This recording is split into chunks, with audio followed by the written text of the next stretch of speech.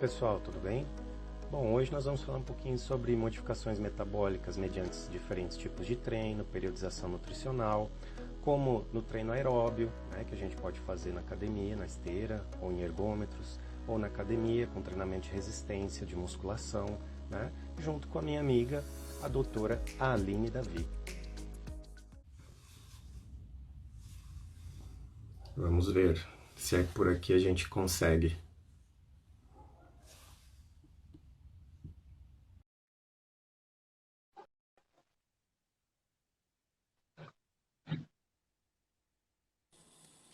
Ah, agora foi. Pelo menos eu tô Agora me foi. enxergando aqui. Agora deu, É, né? E aí, como é que você tá? agora foi. Tudo bem, graças a Deus. Como é que está aí? Aqui também tá Ah, frio, fez bastante frio hoje. imagino. Aqui também tá frio e acho que E, o mais me incomoda mais essa quarentena, né? Mas não tem o que fazer. verdade, aí tá tudo fechado, né? Mas se É, cuida assim, aí, porque aí tá frio não, depois. tá feio o negócio. Aqui até tem coisas abertas, assim, é o essencial, né? Farmácia, mercado, mas o restante tá tudo fechado. Verdade. Então, aqui, essa semana aumentou os números de casos É, aqui e também o tá pessoal assim. está um pouco preocupado, mas a gente ficou já um bom tempo também em isolamento social. É, rezar Mas, pra no Deus. mais, exatamente, vamos orar aí e ver como é que vai se resolver isso. E torcer Exatamente. para os nossos governantes fazerem as escolhas certas. É verdade, exatamente. E para os nossos cientistas descobrirem, né, alguma solução, alguma vacina, algum tipo de solução. Porque nessa hora, o quanto que a ciência importa, né, Marco? Pra a gente que vem de uma Muito. base assim da ciência, a gente já tem muita noção disso, né? Mas acho que muitas pessoas perceberam a importância da ciência apenas agora. É verdade, mas de tanta gente falar sobre ciência, a importância do cientista, de pesquisar, tanto a parte farmacológica quanto a parte epidemiológica, a parte metabológica, tudo é muito importante, né? E infelizmente a gente está passando por isso, né? Mas vamos tentar não parar com tudo, né? Igual a gente faz, a gente continua conversando com as pessoas, a gente continua em contato, a gente continua tentando trazer o melhor que a gente pode para as pessoas, né? Para ajudar ao máximo, que é uma das coisas que nós sempre nos propomos a fazer, desde que Verdade. Eu vou você tentar entrou lá colocar na aqui, Marco. iniciação científica, no USP. E a gente faz live, a gente faz um monte de coisa, né? Curso online, a É gente vai se verdade. virando. Eu vou tentar Aí de fixar aqui, tudo. eu não sei se eu posso porque eu não sou a dona da live. Vou tentar colocar aqui Hum, o tópico, o tema. Vê se você consegue colocar aí, Marco. O pessoal saber. deixa eu colocar aqui. Põe E aí. como que coloca? Ah, digita o comentário, aí você coloca aí o título da nossa live. E aí depois você vai clicar em cima desse comentário e você vai segurar e você coloca para fixar. Ah, legal. A gente Senão você... colocou que o título era Metabolismo. Ah, o título era muito grande, né? A gente colocou modificações metabólicas. Eu acho que pode colocar metabolismo mesmo, em relação ao treino e nutrição, talvez.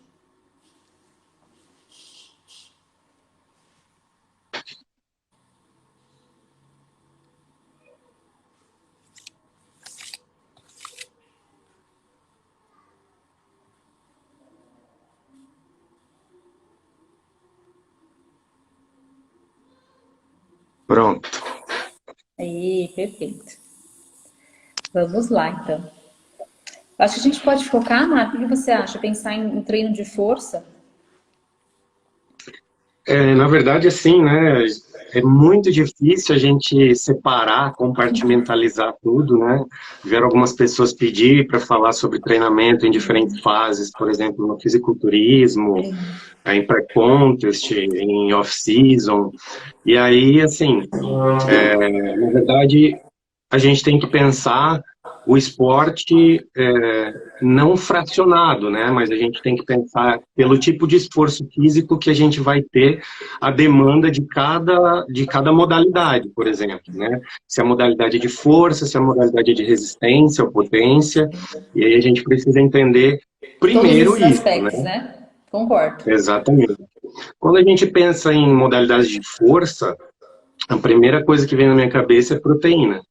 Distribuição proteica, a forma com que nós temos que fazer uma ingestão ótima. Todos os dias eu vejo, eu leio, eu escuto que, às vezes, a gente não tem uma ingestão, ou acaba fazendo uma ingestão muito mais elevada do que o necessário. E aí eu sempre penso comigo assim, existe aquilo que nós necessitamos, nosso corpo necessita, e existe o que é ótimo para o rendimento. Perfeito. Então são duas coisas distintas, né, e que a gente tem que entender. Não é porque nós falamos que, vou dar um exemplo, que podemos calcular uma dieta com 2 a 2,2 gramas por quilo de peso corporal, que isso seja o que a pessoa precisa, mas sim para ela ter um rendimento melhor para o objetivo que ela quer. Exatamente. Então isso acho que um sedentário, né? Uma pessoa, qual que é o treino da pessoa? É um sedentário, não é? Qual que é o tipo, intensidade? Isso varia muito, né? Exatamente. Então, no início, por exemplo, de qualquer atividade física, a gente sabe que as pessoas, elas acabam treinando com menos intensidade. Então, quando essa intensidade ela é menor, normalmente a gente não vai ter um gasto energético um pouquinho mais elevado, a gente vai ter um gasto energético menor. Se essa pessoa está vindo do sedentarismo, esse gasto vai ser menor ainda. Mas a gente tem que pensar em reparo tecidual, a gente tem que pensar em dor muscular tardia, a gente tem que pensar em processo inflamatório. Então aí a gente começa a pensar em suplementação que possa auxiliar com relação a isso e melhorar mais ainda então a performance daquele indivíduo. E aí a gente vai, né, passando, por exemplo, a fase de adaptação, chegando num nível iniciante, né, propriamente dito, e aí quando o indivíduo vai passando para o nível intermediário até chegar no nível avançado. Acho que isso é o mais importante aí quando a gente fala de treino de força. E até pensando, Marco, também assim, nessa questão, como você bem comentou, né? Se é um sedentário, ele começa a fazer uma atividade, o exercício, ele vai evoluindo nessa questão, a gente tem uma evolução de peso muitas vezes nesse sentido, né? E é por isso que é importante você ajustar essa proteína por quilo de peso, muitas vezes, né? Porque algumas pessoas acabam ajustando por porcentagem, nada contra, mas eu acho que fica mais individualizado quando a gente faz esse ajuste em grama de proteína por quilo de peso corpóreo. Com certeza. Então, assim, os estudos mais recentes que eu tenho visto, eles estão fazendo a divisão ainda de uma outra forma. Eles estão dividindo em quantidade de gramas proteicas por refeição. Também, exato. Que ainda acaba modificando um pouco. Então, quando nós vamos ver algumas diretrizes, alguns guidelines, a gente ainda consegue encontrar gramas por quilo de peso, mas todos os artigos mais recentes do que as últimas guidelines, né, Sociedade Brasileira de 2009, American College e a do Canadá lá de 2016, então a partir disso a gente vem encontrando essas recomendações aí por gramas de proteína por refeição. E aí seria mais ou menos 0,25 a 0,3 gramas, né, por quilo de peso corporal por refeição, e aí no máximo por refeição. 40 por refeição. E aí você vai ajustar os dois pontos, né, Marco? Tanto diário total desse indivíduo, quanto por porção, né, cerca aí de 0,25, 0,3, de repente até extrapolar, pensando numa proteína noturna, talvez 0,5, 0,6, e tem essa variação também, né? Não é tão simples assim. Sempre tem essa variação, porque cada um vai responder de uma forma diferente. E eu sempre deixo claro, por exemplo, para os pacientes que eu vou ter uma noção disso quando eu avaliá-la no retorno, né? Porque eu preciso... Ali na consulta, na primeira consulta, a gente tem só uma foto da pessoa, a gente não tem um acompanhamento. Então, a partir do retorno e das demais consultas, a gente vai ter aí como o metabolismo do indivíduo vai se comportar e se a gente precisa fazer alguma adequação, né? Eu acho que isso é muito importante, a gente adequar a individualidade de cada um.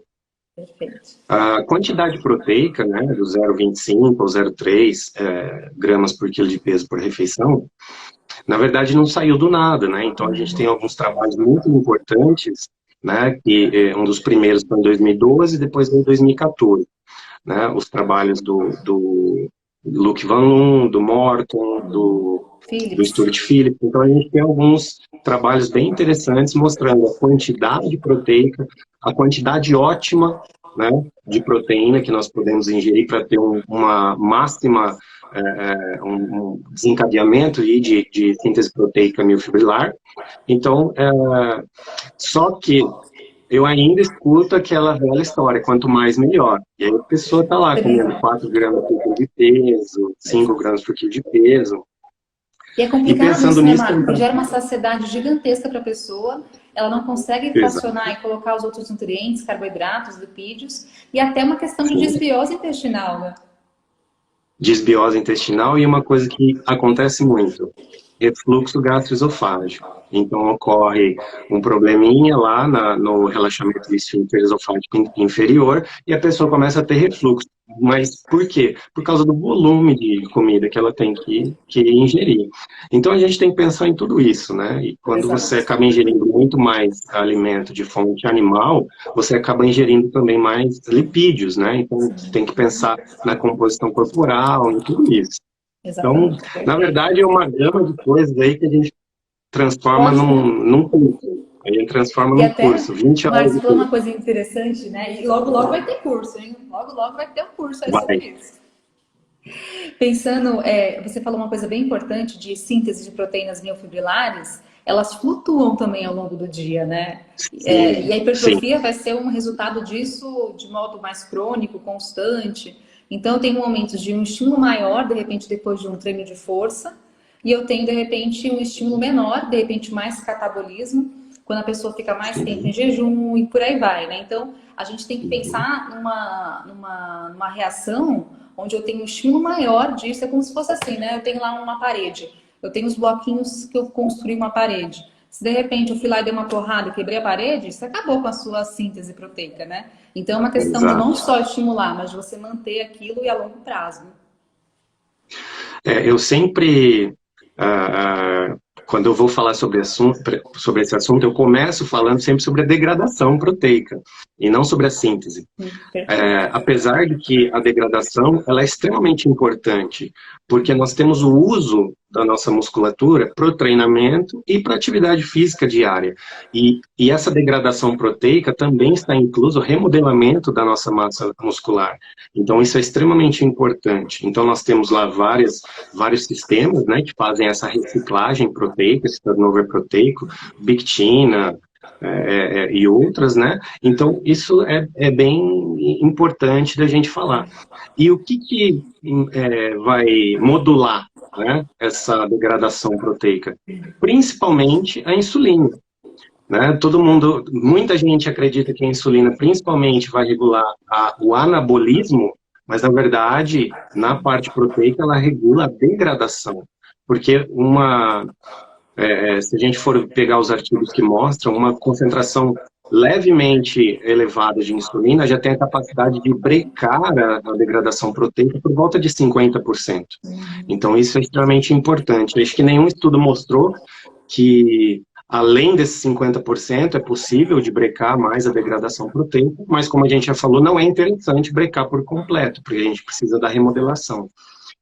E aí a gente começa a falar, podemos falar do estudo de 98, onde a pesquisadora deu 1000 vezes a quantidade fisiológica de insulina, e aí obteve respostas de síntese proteica. Tem bastante coisa aí que a gente pode falar também. Marco, pensando nisso, antigamente era mais comum até o pessoal tentar associar a proteína com carboidrato, pensando nesse estímulo de insulina ser maior e, consequentemente, isso estar associado com a via da mTOR para conseguir ter mais hipertrofia muscular, síntese proteica. Com certeza. Mas, enfim, não tem um estímulo adicional, né, pensando nesse aspecto. Então, não tem um estímulo adicional pelos trabalhos que testaram isso, e na verdade, os trabalhos eles atestaram o seguinte, né? O que eles observaram? Que quando eu tenho uma refeição junto com o carboidrato, eu atraso um pouquinho a absorção das proteínas, então eu tenho um delay, né? Um atraso, leve atraso na absorção das proteínas. E com a gordura não, né? Quando a gente faz esse paralelo, a gente até estranha, né? Porque a gordura ela é mais, entre aspas, mais lenta de ser digerida e absorvida, né, pelo tamanho das moléculas, etc. Mas, então, E outra coisa bem importante que eu vejo muito pouca gente falando é sobre a mecanotransdução. E a mecanotransdução, que você transforma energia mecânica em energia bioquímica, né, em estímulo bioquímico, na verdade, ela não passa pela mTOR. E isso foi uma das coisas que eu estudei no doutorado e descobri no mestrado. Né? Então a gente falou, poxa, a mecanotransdução não ativa a mTOR, né? Por mais que ela seja via canônica ali sempre, e não dá para a gente não ativá-la, porque ela regula ciclo celular e várias outras funções, né? Isso é extremamente importante. Então a gente tem que entender o tipo de nutriente que a gente faz, a combinação disso com o nosso treinamento, e entender que essas refeições, elas podem ser intercambiáveis. Eu não preciso fazer uma refeição pré, uma refeição pós, eu tenho que fazer uma refeição próxima do meu treino, para eu potencializar o estímulo da síntese proteica junto com o meu aporte proteico. Então, isso é o mais importante. E até pensando no seu doutorado, você falou bastante sobre isso, né? Sobre essas vias metabólicas, o quanto que a expressão era alterada e etc. Fala um pouquinho pra gente aí do que você encontrou, foi tão interessante. Bom, na verdade... Resumido, né? Porque era uma tese gigantesca. Na verdade, é junto, né? Na verdade, a tese foi uma segunda etapa da dissertação, né? Do mestrado. Então, basicamente, eu encontrei, né? Eu estava estudando a hipertrofia do músculo, né, por sobrecarga. Nós usávamos modelos animais e fazíamos cirurgia nos animais para induzir a hipertrofia de um determinado músculo, né? Era o músculo EDL e o músculo sólido. Então, para induzir a hipertrofia, nós retirávamos um músculo e o músculo que sobrava no animal, ele era sobrecarregado por ter que executar a função do músculo que foi retirado. Então, basicamente, nós tínhamos o grupo dos animais controles e o grupo dos animais diabéticos, né? Nós induzíamos diabetes do tipo 1. Inclusive, a Aline estudou bastante diabetes também, né? Verdade. E nós encontramos que os músculos com predominância de fibras glicolíticas e com predominância de fibras oxidativas, eles têm uma sinalização que estimulam a hipertrofia diferente. Ou seja, os músculos conseguem, sim, hipertrofiar durante o diabetes, né? O diabetes bem, digamos assim, a gente nem conseguia medir a quantidade de glicemia dos animais de tão alto que era, então no glicosímetro que nós tínhamos dava mais do que 600, né, miligramas por decilitro de sangue. E aí nós conseguimos achar, então, e fizemos na literatura nós apresentamos uma hipótese de quais as vias, né, que poderiam estar suprarreguladas para desencadear a hipertrofia nesses músculos. Então, as vias de hipertrofia, elas podem ser, como é que a gente fala down regulation em português ali? Uma regulação negativa, uma redução. Uma redução, uma regulação negativa por um lado, mas ela contrabalanceia pelo outro. Gente, tem hora que a gente só lembra da palavra em inglês, tá? De tanto que a gente lê, por isso que a gente só lembra da palavra em inglês.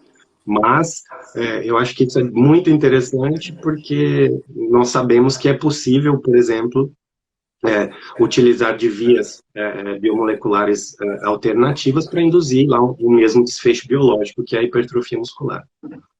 E basicamente foi isso aí, a gente fez isso em vários tempos diferentes, né, agudo, crônico.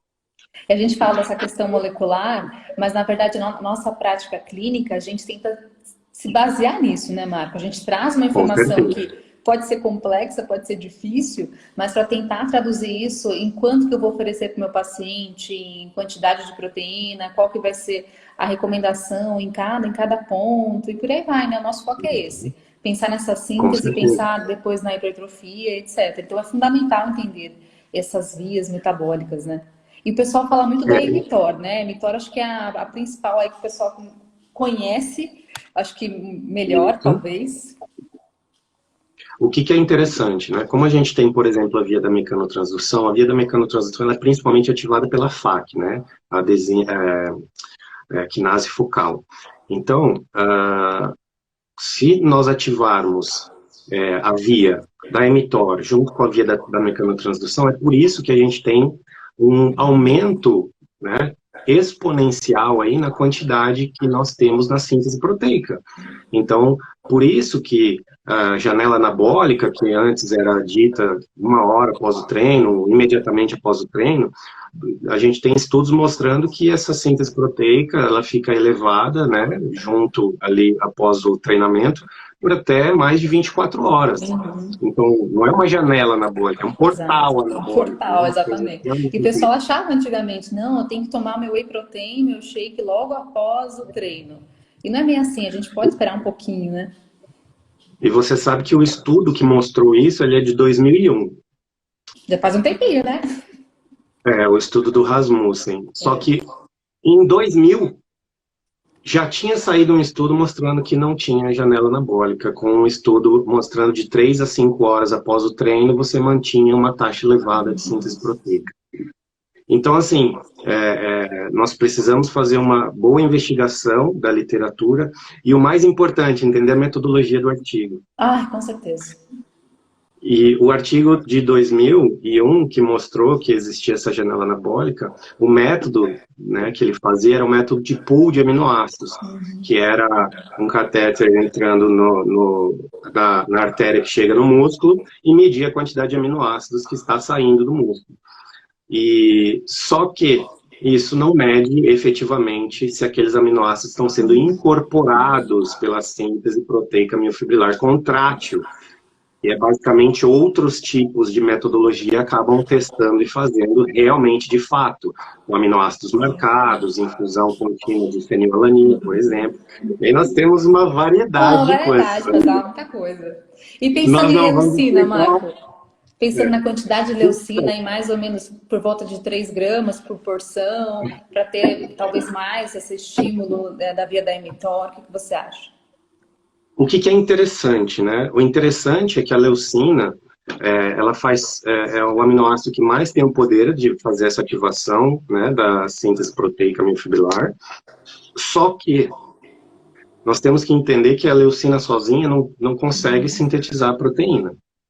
Então, não adianta entupir a boca de leucina, você vai ter uma absorção extremamente rápida, porque ela não necessita de digestão, né? Então, só que com uma alta concentração de leucina sem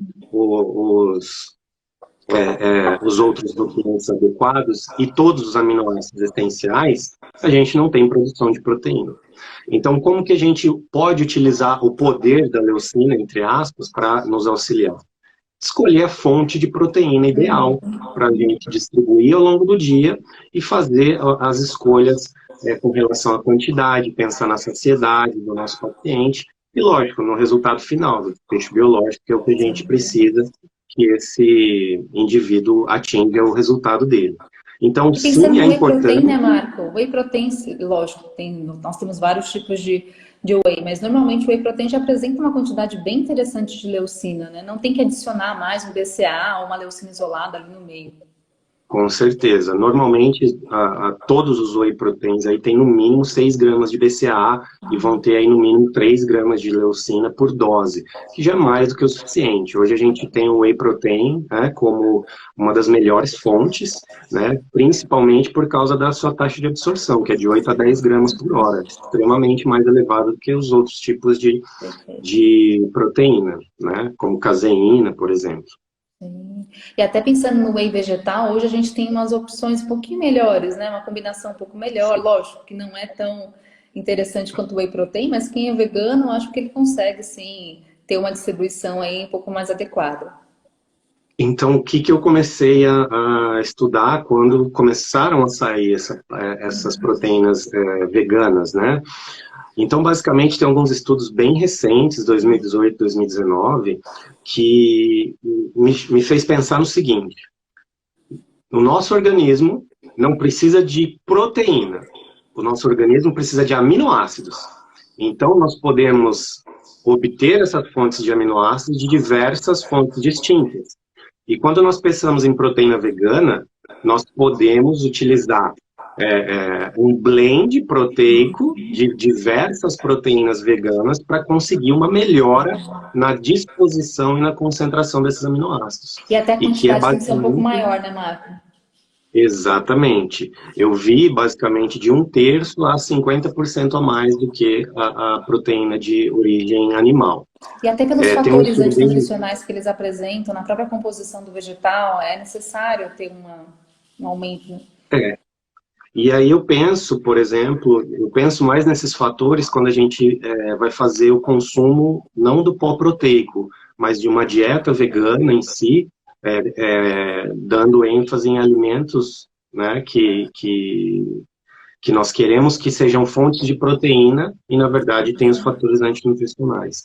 Mas, hoje em dia, é possível a gente fazer o complemento com as proteínas veganas mesmo. Então, eu acredito que é possível, sim, conseguir hipertrofia, a gente faz um aporte um pouquinho maior dessa quantidade, né? Tem um estudo bem interessante com idosos, que 40 gramas de proteína de soja mostra a mesma taxa de síntese proteica do que 20 gramas de whey em idosos ainda, que tem resistência anabólica ainda presente.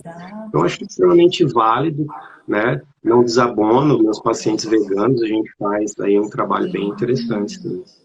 E pensando em idosos também, Marco, que você falou, eles necessitam de uma quantidade maior também de proteínas, né? Tem pessoas que acham que é o Sim. contrário, ou até assim, eles acabam consumindo menos proteína por N questões, né? De mastigação, deglutição e etc. Mas a quantidade que eles necessitam é maior, né, do que a nossa. É maior. Então, basicamente, nos estudos que eu vi, eles estavam sugerindo até por volta de quase o dobro de proteína por refeição ou por dose ali do suplemento, né? Então, digamos que numa dose aí proteica eu consumo aí por volta de 20 gramas, um idoso pode consumir de 35 a 40 gramas para ter uma excelente, né, um excelente estímulo da síntese proteica, lógico. E é aquilo que eu sempre falo, né? Perder massa muscular é prognóstico de doença. Então, para todos os meus pacientes, ou é manutenção ou é ganho de massa muscular, independente do que ele quer, né? A gente tem que pensar nisso, essa questão de saúde subjacente que a gente tem em todos os pacientes, isso é extremamente importante. E E também aí, entrar com a whey gente protein para pensa eles, por que não, né? Qual o problema de entrar com suplemento para um muito idoso fácil, saudável? Por que não? fácil, fácil. É que nós ainda esbarramos na crendice de algumas pessoas, alguns médicos, que proteína vai fazer mal, o idoso é frágil, o idoso é doente, se dá proteína para ele vai estragar o rim O da rim, o criança. Então, fígado, nós infelizmente. ainda esbarramos nessas crendiças, infelizmente. Mas a Ah, gente já infelizmente sabe, existe. né? Fake A news gente tem já em tudo quanto sabe é lugar. disso. Eu montei uma palestra um tempo atrás com uma amiga minha falando sobre isso, foi bem legal, foi bem bacana, Né? É, eu dizendo lembro que dessa palestra. Do ano foi bem passado, interessante que inclusive. a gente foi buscar aí da onde saiu, né, Foi. Nossa, o Marco fez uma essa palestra assim, questão. ele pegou lá do útero, pegou todo o aspecto falando sobre a questão de lesão renal e hepática que não existe em relação ao consumo de proteínas. Foi sensacional. E por que que foi associado, né, ao consumo de proteína com lesão renal, com lesão hepática, desde lá de Thomas Edison, que viveu no final do século XIX, galera. Então, desde lá que a gente foi fazendo, foi trazendo aí as referências bem bacanas, mas na verdade foi com a teoria de Brenner, da década de 80, que realmente o pessoal bateu o martelo, não, proteína vai trazer o apocalipse para as pessoas, não é assim, não, mas aí, graças a Deus, nós temos Novos estudos estudos científicos de e qualidade. realmente hoje a gente tem muito mais embasamento para isso, né? E aí, Marco, Com pensando certeza. também assim, em questões de fracionamento uma pessoa que quer então hipertrofia, ela já faz, enfim, um treino de força, etc. A gente vai fracionar essa proteína ao longo do dia. A gente tem que colocar aí a cada mais ou menos 3, 4 horas de intervalo uma refeição que apresente proteína, né? Exatamente. Na verdade, assim, tem um estudo bem interessante, onde ele dividiu 4 doses diárias de whey protein, né? 20 gramas a cada 4 horas, 10 gramas a cada 1 hora e meia, e 40 gramas a cada 6 horas. E mediu a síntese proteica. Então, aonde foi mostrado a máxima resposta de síntese proteica foi nos indivíduos que comeram aí, né, ingeriram 20 gramas de proteína a cada 4 horas. Os estudos que, né, vêm por trás e corroboram e fortalecem essa tese são estudos que mostraram a irregularidade na quantidade proteica nas refeições. Né? Tipo, você comer 8 gramas de manhã, 15 gramas na hora do almoço e 60 gramas de proteína à noite. Quem dividiu de forma correta e equivalente, né, teve uma melhor resposta, né, da síntese proteica. Então, isso é extremamente importante, porque os estudos, e sempre quando eu falo desses estudos, eu gosto de mostrar o desenho experimental. O desenho experimental, se você olhar, é uma obra de arte, é um negócio extremamente interessante e assim, extremamente trabalhoso de fazer, quando você precisa isolar variáveis. As pessoas pegavam a refeição delas no laboratório, faziam extremamente uma coisa bem feita. Então, acho que isso é o que eu mais gosto de encontrar nesses estudos, né? Agora, quando a gente encontra algumas coisas aí horríveis, né? Dizendo que suco de limão emagrece e outras coisas assim. Não dá.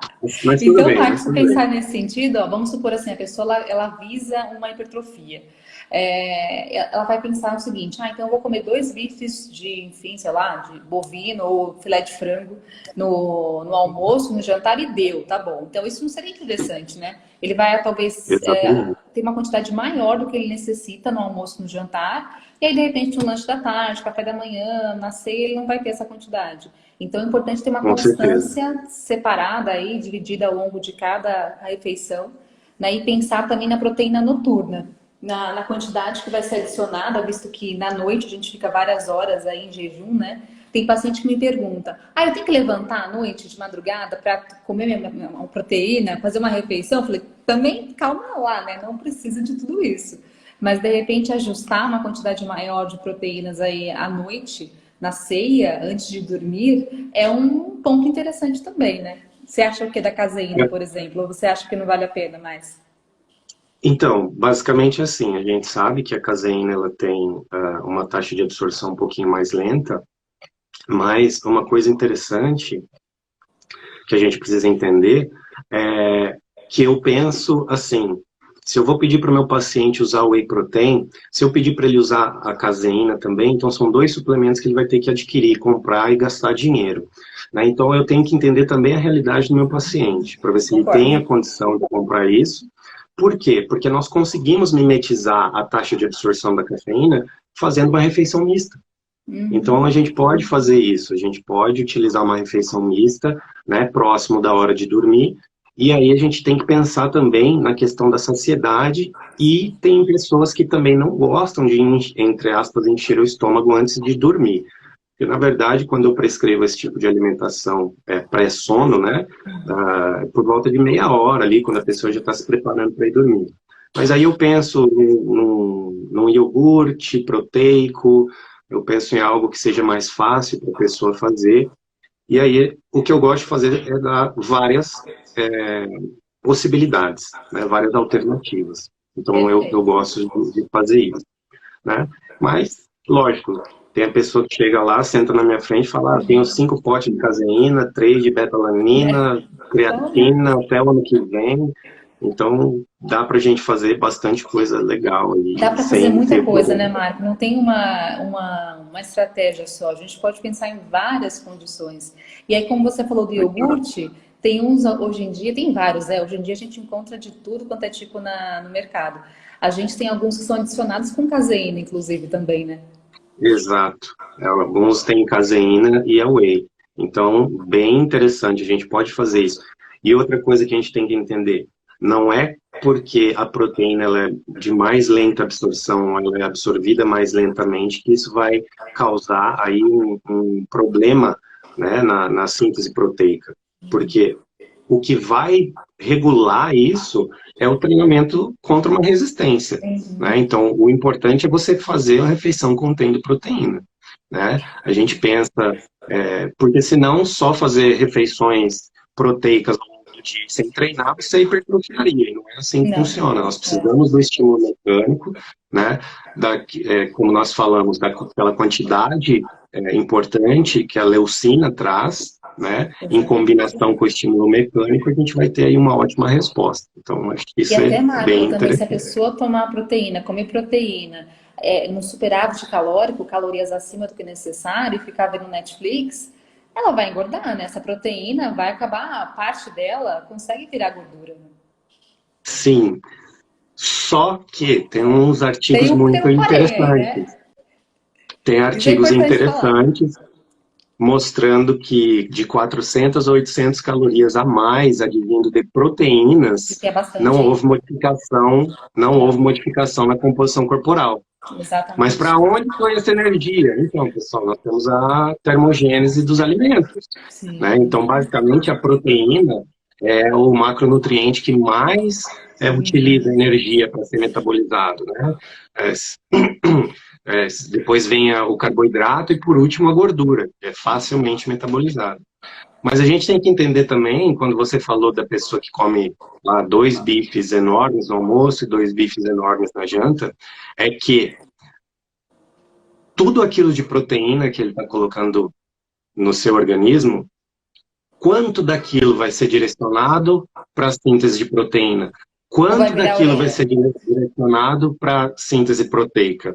Então, a gente tem um trabalho extremamente bacana, por nada menos que o senhor Dr. Stuart Phillips, que ele mostra aí, por volta de 10 a 11% dessa quantidade, ela é movida, né, direcionada para a síntese proteica.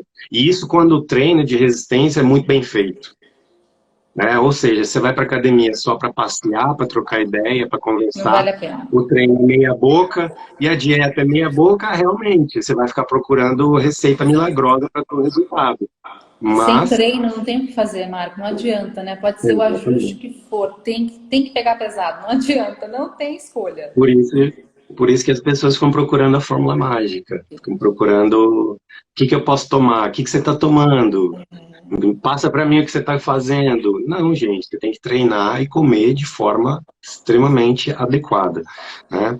E outra coisa extremamente importante, de toda a proteína que você está comendo daquela refeição, 50% vai parar ali no seu tecido visceral.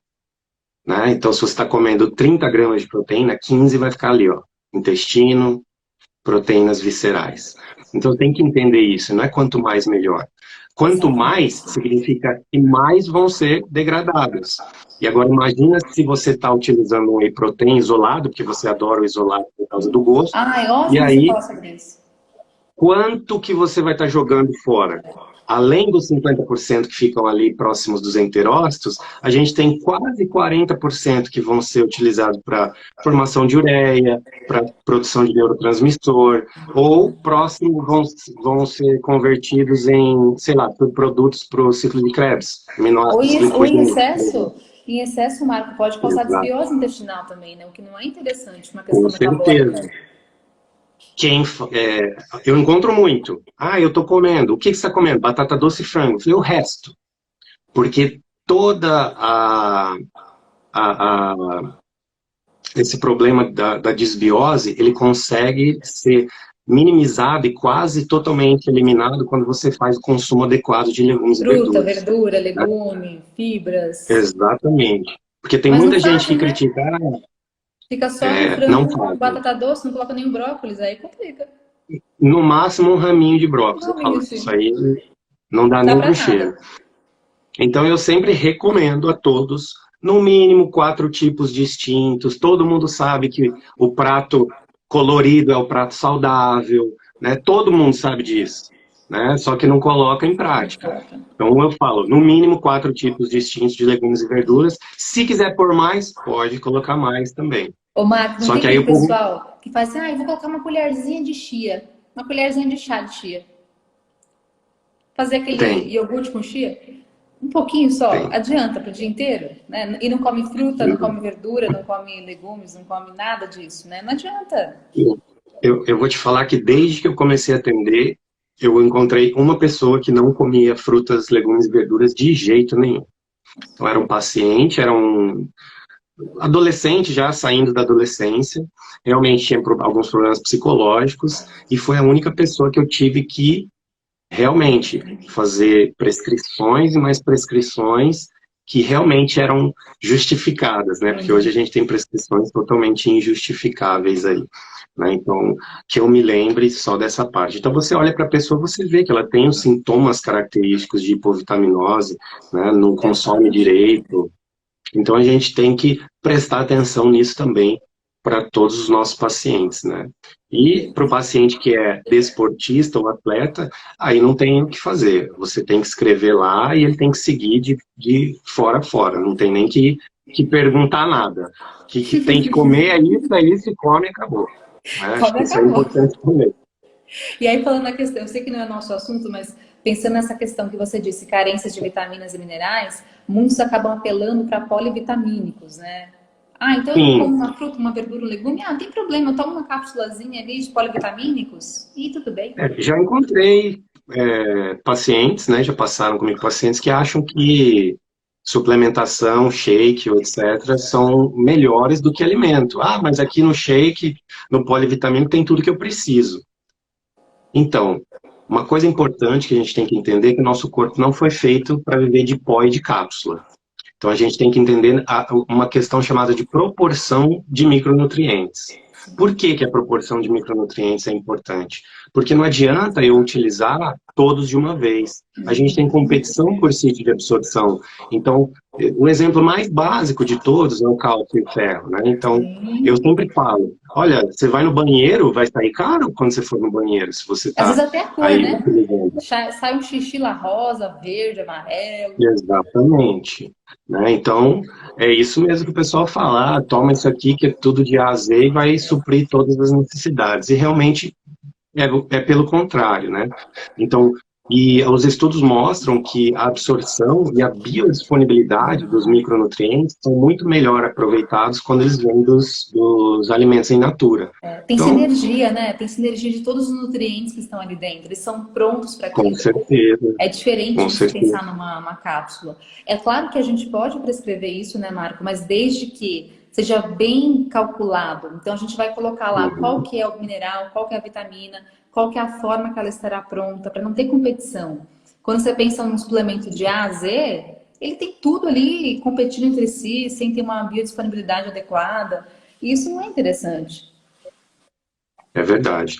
Então, mas a gente tem que pensar nesse sentido para todas as modalidades também. Por exemplo, quando a gente pensa em modalidade de endurance, a gente vai pensar em combinação de tipos de carboidrato, mas não adianta nada, por exemplo, o paciente está fazendo restrição a uma dieta sem sódio, por exemplo. Você acaba atrapalhando aí a absorção de nutrientes, ou vice-versa. Né? No fisiculturismo, o pessoal faz muita restrição de sódio. Aí como é que você vai fazer o loading de carboidrato com pouco sódio disponível na sua alimentação? Impossível. Então, é muito complicado, né? Então, a gente tem que pensar em todo o desfecho biológico e qual é o caminho fisiológico que isso acontece. Quais hormônios estão sendo alterados? Quais são as enzimas que estão sendo modificadas com relação à parte de treinamento e com relação à parte nutricional? Essa sinergia vai trazer, então, a performance, o resultado para os nossos atletas, por exemplo. Quem quer um pace melhor na corrida, quem quer um tempo mais baixo no ciclismo, ou quem quer fazer ali uma prova de Ironman em menor tempo. Ô Marco, a gente tem 10 minutos. Quando o assunto é bom, ele passa rápido, né? Acho que tem cerca de 10 minutos. A gente podia tentar colocar assim... que a gente já tinha acabado de começar. Então, vai estar tão rápido, né? Passa rápido, daqui a pouquinho o Instagram ele fecha a gente aqui. Mas pensando em estratégias nutricionais, de modo geral, então a gente pode pensar em quantidades por porção, 0,25 a 0,3 normalmente. Isso. Gramas, né, de proteína por quilo de peso corporal. Exato. E aí, em alguns momentos, pensando na questão mais noturna, aí, talvez 0,5, 0,6, você pensa em colocar essa quantidade maior também perto do treino ou você acha que não é necessário? 0,5, 0,6? Eu sempre coloco uma refeição próxima do treino, ou antes ou depois, porque isso é intercambiável, né, estando próximo. Mas a quantidade de proteína, quando a gente pensa em treinamento de um grupamento muscular ou dois, nós não precisamos aumentar a quantidade, porque a síntese proteica ela só vai aumentar mais do que 20 gramas por refeição se nós estivermos falando de whole body training, o treino de todo o corpo, né? Então aí sim nós podemos aumentar essa quantidade, né? Então isso é extremamente importante a gente entender. A quantidade de proteína é importante, a distribuição ao longo do dia, qual fonte, da onde está vindo, né? Se a gente está fazendo a coingestão de carboidrato, gordura, qual que é o dia, qual que é a modalidade, qual o objetivo final, né? O protein timing, que a gente acabou de falar, né? Próximo do treino, extremamente importante. A ingestão da proteína próximo da hora de dormir, né? Então a gente pode sim colocar uma quantidade maior nessa hora, sim, antes de dormir. Aminoácidos essenciais, não, você falou de qualidade, né? Pensando em aminoácido essencial, deveria estar presente pelo menos em todas as refeições aí, mais ou menos de sim. 8, 10 gramas, mais ou menos, se possível. Com certeza, né? alto valor biológico, né? A fonte de proteínas é extremamente importante. E uma das coisas bem importantes também, dependendo, lógico, do objetivo, é o consumo energético, né? Então sim. A gente sempre tem que entender o objetivo principal. O objetivo principal é a hipertrofia, então a gente vai fazer um consumo energético um pouco acima, né, do gasto energético total. Se a gente está pensando... Como, né, Marco? Se você buscar reduzir as calorias e hipertrofiar, não tem como fazer isso. Se a gente faz uma restrição calórica severa, muito difícil, a gente vai ter muita liberação de hormônio catabólico, né? Mas se a gente faz uma restrição calórica mais leve e a gente mantém essas estratégias de treino e as estratégias de síntese proteica, com tudo isso que a gente falou, é possível sim ter manutenção, em alguns casos até ganho de massa muscular. Mas, assim, é extremamente difícil, né? Principalmente naqueles que são mais sedentários e começam agora, né? Tem um estímulo maior muitas vezes e começam direito, né? E fazem direito às vezes. Exatamente. Então, pensando nisso, também a gente tem que falar das calorias de manutenção, né? Dependendo do objetivo da pessoa. Ou você coloca um aporte energético maior, ou você tem pelo menos as calorias de manutenção. Perfeito. Então, acho que é isso, né, Marco? Ó, um aluno meu perguntou aqui, ó, eu sei a resposta, mas você sabe melhor do que eu dizer. Como que você fez as 2 graduações? Bom, a minha primeira graduação, eu entrei na faculdade de Educação Física quando eu tinha 16 anos. E aí eu terminei a faculdade com 20. Com 22 eu já tinha finalizado a minha primeira pós-graduação em prescrição de exercícios e personal training. E aí eu estava atuando bem como personal trainer lá em Londrina.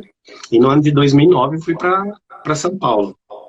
2009 eu me estabeleci, 2010 eu entrei na faculdade de nutrição e ao mesmo tempo na pós-graduação em fisiologia do exercício. Aí, meados de 2011, mais para o final do ano, eu acabei encontrando um professor que falou que eu tinha que fazer o meu mestrado, que eu estava esperando. Eu falei, estou esperando me formar aqui em nutrição, depois eu vou para o mestrado. Ele falou, não, vai agora, já. Aí ele me trouxe 3 nomes, um dos nomes era o professor Dr. Rui Cury, eu falei, é esse que eu quero. E aí fui conversar com o Rui, ele falou, ó, só passar na prova. A prova era dali 1 mês e meio, todo o conteúdo de fisiologia humana possível dos livros. 1.200 páginas. Aí eu li 3 vezes, de cabo a rabo os livros, fiz a prova de inglês, passei. E quando eu passei, eu entrei lá e tranquei a faculdade de nutrição. Aí, tranquei a faculdade de nutrição, terminei o mestrado. Reabri a faculdade de nutrição e comecei o doutorado. E logo depois ali, para o finalzinho, eu estava fazendo uma especialização em fitoterapia, o doutorado na parte da tarde, o estágio da graduação em nutrição de manhã e à noite a aula da graduação. Nem E leve, aí, tranquilo. e aí, e aí eu terminei, graças a Deus, terminei. Então o pessoal vem falar para mim que não tem tempo de estudar, eu falo, não, não, não, não, não, não. Tem sim, tem tempo sim. Quem Então, com quer arruma certeza. tempo, São quem quer prioridades, né, paz. Marco? E o quanto que valeu a pena. Com certeza. E continua Assim, estudando, hoje, todos os dias, sempre, nossa, né? não Não para, tem né? como parar, né? Não tem como Eu parar. sempre falo para todo mundo, se você para de estudar na área da saúde, você fica para trás, Fica. né? Você Fica não falando vai ter, bobeira. Fica falando que o suco de limão emagrece, sim. né? Uma das coisas que eu escutei há pouco tempo atrás foi uma coisa bem interessante. Acho que foi o Neil deGrasse Tyson que falou, que eu escutei. Ele falou, o que é mais complicado hoje na ciência é você saber o suficiente daquele assunto para achar que está certo, mas você não saber o suficiente para saber que está errado. É isso mesmo. Então isso é uma coisa, tem coisas que acontecem que me marcam, né? Então isso me marcou bem e eu falo, nossa, é exatamente isso. É as pessoas que ficam projetando crença pessoal ou relato de caso, aí comigo deu certo, com tal Ai, pessoa deu certo. E normalmente a gente só vai ter relato positivo, né? Ninguém chega pra gente e fala, eu tomei tantos milhões de suplementos e nunca fez nada comigo. É raro a gente escutar isso. Então eu sempre acabo falando, né? Eu falo para as pessoas que não é possível fazer um estudo com 7 bilhões de pessoas no mundo para saber o resultado de todos, mas é para isso que existe a bioestatística, a amostragem. Tá aí, né? A ciência tá aí para isso. E eu perfeito. falo, gente, o método científico ele é super perfeito porque ele é passível de refutação. Você pode publicar o que você quiser. Pode sair uma semana depois, eu vou lá e marreto em cima e refuto aquilo que você falou, se tiver Exatamente. errado. Então, isso é extremamente importante aí na ciência, né? Concordo. Mas muito obrigada, Marco. Tem uma pessoa aqui falando para eu gravar uma aula, uma live de introdução alimentar. Eu gravo semana que vem para vocês, tá? Para falar sobre como acontece isso. Mas muito obrigada. Fico muito feliz de te Eu que ver. agradeço. A Eu gente que iria agradeço. se ver, né, agora em abril no Arnold Conference, mas infelizmente Sim. foi prorrogado, né? Enfim, vai acontecer em outro momento, se Deus quiser, em outubro. E a gente se Tudo tem a sua verá, hora. se Deus quiser. Deus é que manda, né? Sim, Deus é que sabe o que é melhor para com, nós. com certeza. Mas está tudo certo. Eu já tenho muita coisa na cabeça para a gente fazer uma mega palestra top, daquele jeito que a gente está acostumado a Vai fazer, ser incrível. né? Saudades lá do Simponutri, da São Camila, que a gente fazia várias coisas bacanas. Verdade. E a gente tá sempre junto, galera. Tudo que vocês vão ver aí, a gente tá planejando várias coisas aí legal que vão sair. Eu tô todo Aguardem. dia aqui fazendo conteúdo, que a gente vai montar uma coisa bem, bem legal para Bem vocês. interessante, para todo mundo saber como aplicar, o que aplicar, como fazer, mastigado para vocês, E o porquê de cada coisa, que é né? muito importante. Pessoal, deixa eu Tá só bom, avisar então? então, dar mais um recadinho final. Dia 14 de maio, eu tenho uma aula especial, eu e a Rafaela Silvério, uma aula sobre bioquímica associada a todo esse aspecto que nós falamos agora. Então, bioquímica aplicada às estratégias nutricionais do exercício físico. Então, bioquímica aplicada para a questão esportiva, nutrição esportiva. Dia 14 de maio, às 8 horas da noite. E logo em seguida, nós iremos abrir um curso de bioquímica especialmente para vocês, onde nós explicamos desde a base da bioquímica até a questão metabólica e como aplicá-la na prática clínica. Então, aguardem, dia 14, nós teremos uma aula especial lá no YouTube. Para fazer a inscrição, tá na minha bio, tem um link lá que vocês conseguem se inscrever. Tá bom? Muito obrigada pela atenção. Fiquei muito feliz de te ver e de ter essa conversa aqui tão gostosa. Ótimo. Eu que agradeço. Estamos aí à disposição sempre, tá bom? Fique com Deus, você, o pequenininho e a família. Tá? E bagunçando.